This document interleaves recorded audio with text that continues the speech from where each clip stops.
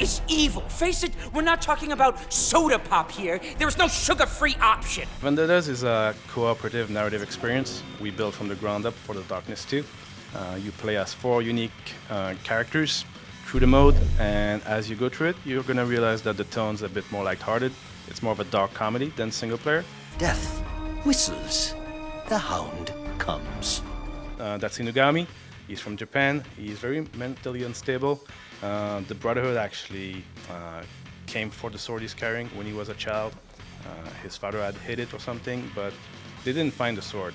But they butchered his entire family, and he got to see this whole thing. And after he got away, he found the sword and he swore revenge. Inugami is more of the hit-and-run kind of guy. He can sprint for longer durations than the others, and his sword is really powerful at close combat. So as Inugami, your role is to just get in there as fast as you can and raise hell. Use that sword, chop him up good. Next, we have the lovely Shoshana. Okay, boys. Stay sharp, stay alive. Shoshana is a Mossad agent. She's very cold, very distant, very mission-focused.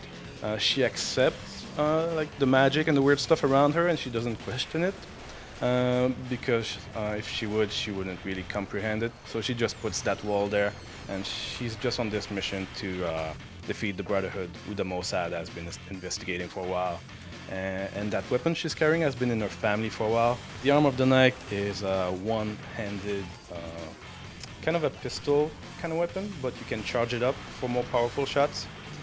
So it's very good at close range. It's very good at long range as well. It has a very long reload though, so you gotta really manage that aspect of it if you want to be effective with it. Jimmy Wilson's a big guy. He's a big drinker. What he says doesn't always make sense, and when it does make sense, it can be a bit hard to understand because of his accent. He doesn't really question the Darkness or the Brotherhood. To him, he's just having a good time killing Englishmen. Yeah, too much alcohol. Lasses, grab your lads! And fellas, grab your nads! The axe is actually really cool because you can throw it and it's going to embed into targets or into surfaces, and you get to manually recall it.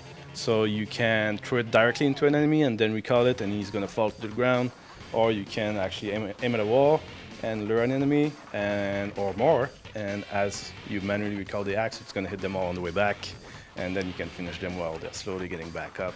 Let us be about our dark deeds. So J.P. Dumont, he's a doctor of Creole origins, and so he dabbled into a lot of that voodoo and these black arts. It created a lot of bad things in his hometown, so he built this stick, the Midnight Stick we call it, to better channel that power, to better control it, and now he's after the Brotherhood. The biggest thing you can do with this stick is cast a power that sends targeted enemies in front of you up in the air, and they're going to get suspended there for a few seconds before falling on the ground and slowly rising again. So this is the perfect support guy. The doctor's in the house! We tried to make all the talents and upgrades visual and really useful to the gameplay.